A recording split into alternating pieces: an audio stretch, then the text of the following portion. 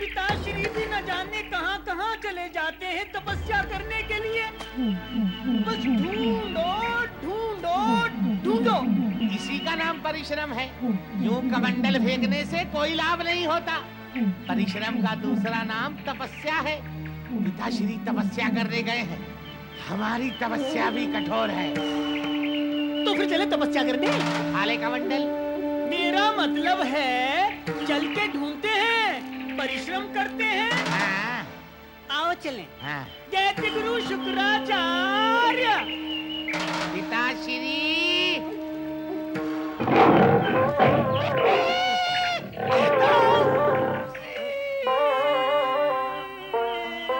ये पिताश्री नहीं है, पिताश्री के भी पिताश्री है।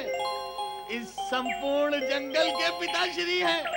वनराज सिंह की दहाड़ है।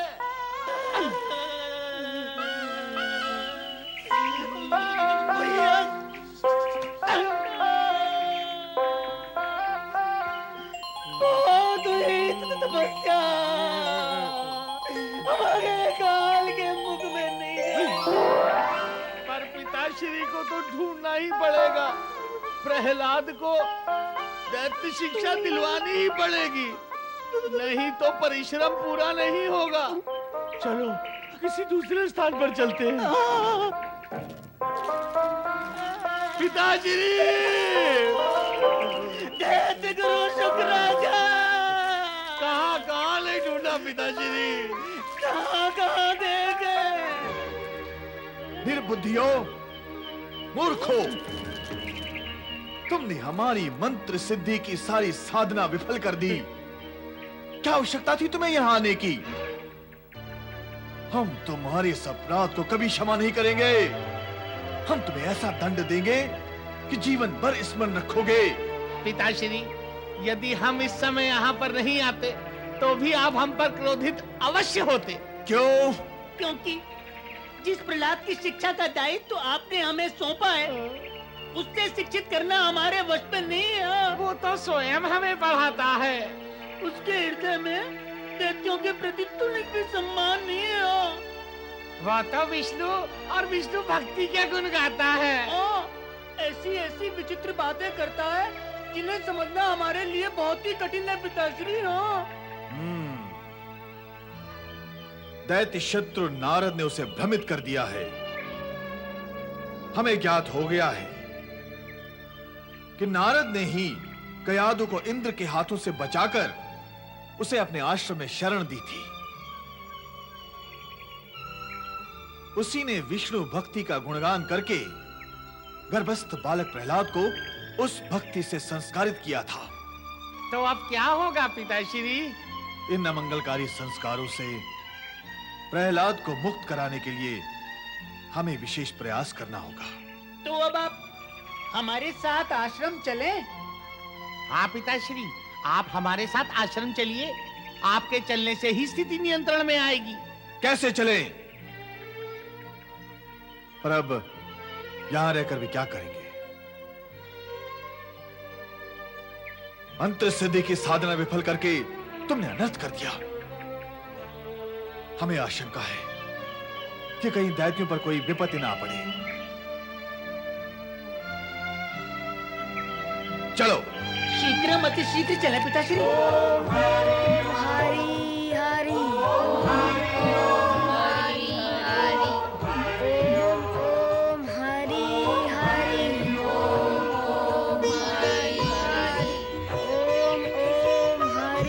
हरि। दुष्ट प्रहलाद, दैत्यों के कुल में जन्म लेकर तू देवताओं का गुणगान कर रहा है। दैत्य बालकों को भी उल्टा पाठ पढ़ा रहा है। तुम्हें यहाँ दैत्य कुल की शिक्षा के लिए लाया गया है और तुम्हें वो शिक्षा लेनी पड़ेगी। चल। महाप्रतापी महाबली दैत्यराज हिरण्यकश्यप की। महाप्रतापी महाबली दैत्यराज हिरण्यकश्यप की। प्रणाम माता। चिरंजीव हो।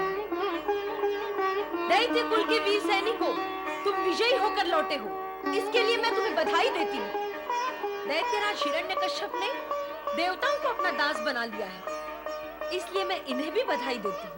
दैत्यराज ने विष्णु भक्तों को दंडित किया, ऋषि मुनियों के आश्रमों में दैत्य प्रथा को प्रचलित किया, इसके लिए मैं उन्हें बधाई देती हूँ। मेरी यही आशा है कि भविष्य में भी दैत्यराज इसी प्रकार अपने शत्रुओं को पराजित करते रहेंगे और पराजित करके उन्हें समाप्त करते रहेंगे। दैत्यराज, तुम्हारा ये दुष्ट पुत्र हमारे शत्रु का पक्षधर बनकर उनके पक्ष में और हमारे विपक्ष में बोलता है। क्या हुआ गुरुवर? ये दैत्यों को अहिंसा, दयादान, धर्म तथा विष्णु भक्ति का पाठ पढ़ा रहा है।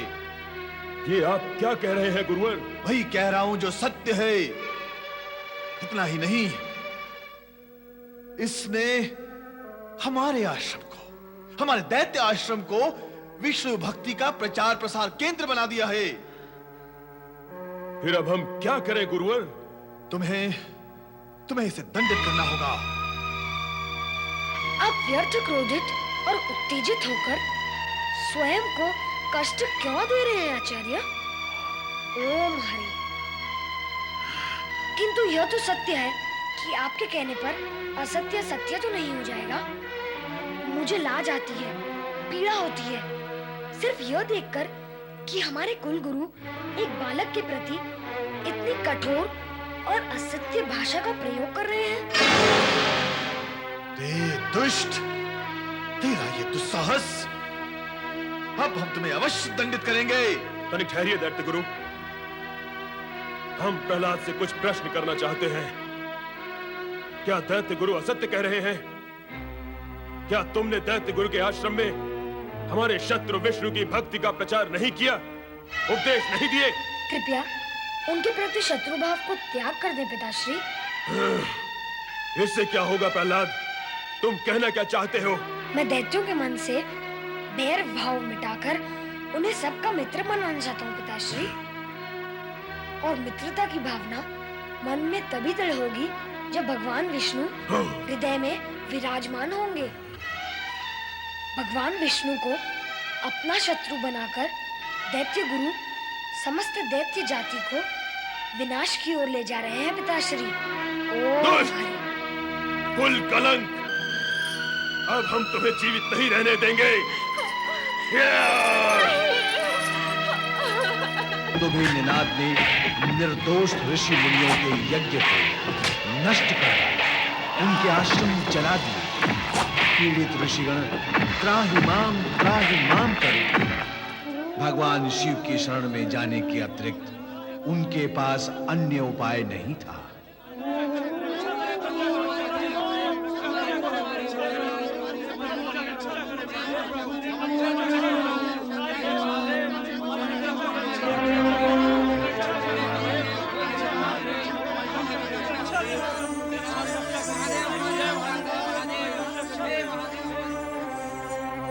भोलेनाथ, हिरण्यकश्यप के भयंकर राक्षस हमारे यज्ञ को भंग कर रहे हैं। इतना ही नहीं प्रभु, वो हम पर भी प्रहार करते हैं। वे नहीं चाहते कि हम यज्ञ का शुभ कार्य करें। हमारी रक्षा करें देवेश्वर। राक्षस हमारे आश्रम उजाड़ रहे हैं प्रभु। निर्दोष महात्माओं के प्राण तक हरण कर रहे हैं ये राक्षस। प्रभु, रोकिए इस अनर्थ को। आप तो शरणागतों के उद्धारक और दुखियों के तारनहार हैं। यदि आपके भक्त जनों पर असुरों का अत्याचार होगा तो फिर उनकी रक्षा कौन करेगा? असुरों द्वारा उत्पन्न इनके संकटों का अंत करें स्वामी। ऋषिगण, आप सभी की पीड़ा ने हमें पीड़ित किया है, किंतु दुविधा यह है कि जब तक आसुरी शक्ति अपनी चरम सीमा तक नहीं पहुंचती, तब तक उसका अंत होना संभव नहीं है। इसके उपरांत भी हम ऐसा उपाय करेंगे जिससे उनके अत्याचारों का अंत होगा। अब आप सब निश्चिंत होकर अपने अपने आश्रम जाएं और पूर्ववत धर्म ध्यान में मन लगाएं। भगवान भोलेनाथ की जय! भगवान भोलेनाथ की जय! भगवान भोलेनाथ की जय! भगवान भोलेनाथ की स्वामी, आपने ऋषिगण को कुछ उपाय करने का आश्वासन दिया है। वो उपाय क्या है स्वामी? देवी पार्वती, हम चाहते तो हैं कि कुछ उपाय करें। आपके चाहने से हिरण्यकश्यप के राक्षस अत्याचार कैसे रोक देंगे? इसके लिए तो आपको कुछ करना ही होगा स्वामी। देवी, तुम हमारी अर्धांगिनी शिवा होने के साथ साथ शक्ति का अवतार भी हो। तुम्हारे इंगित मात्र से बड़ी और भयंकर से भयंकरतम दुष्ट शक्तियां नष्ट हुई और हो सकती हैं। फिर भी आश्चर्य है कि तुम हमारे उपाय के प्रति शंकित हो। नहीं स्वामी, आपके उपाय के प्रति शंकित होने का प्रश्न ही नहीं है। मैं तो केवल इतना ही निवेदन कर रही थी कि हिरण्यकश्यप की गति का अंत समय आ गया अथवा समय शेष है।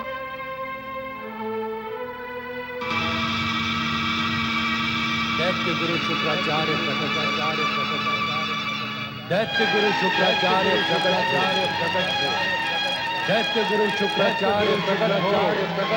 दैत्य गुरु शुक्राचार्य प्रकट।